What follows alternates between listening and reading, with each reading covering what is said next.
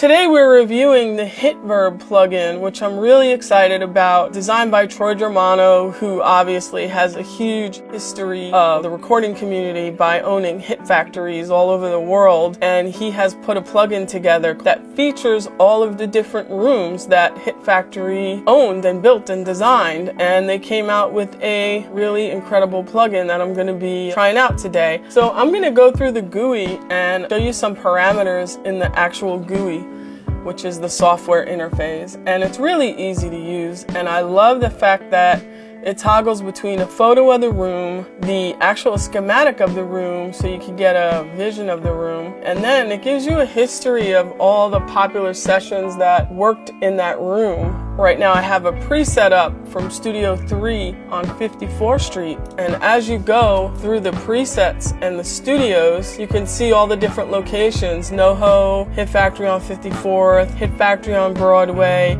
Hit Factory London, Times Square, and then 48th Street. And that's really the whole history of some of the locations that Hit Factory built and designed, so you're getting the best of all of those spaces. And then we have the parameters, which we have a mixer, we have early reflection, the tails, it's just how much diffusion on the tail.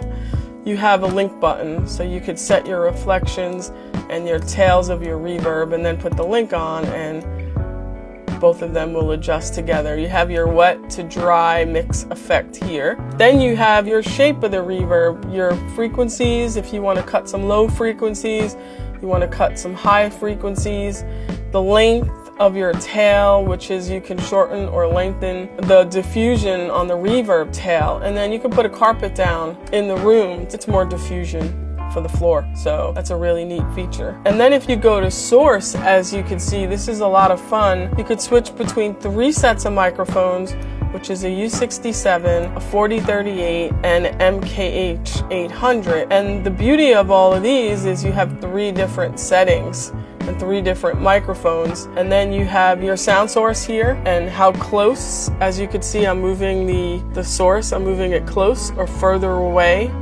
from the actual microphones. The Y represents the coordination of the sound source and how far right I want to go, or how far left, or how centered I want to be. And then we have the height of how high or low I want the sound source.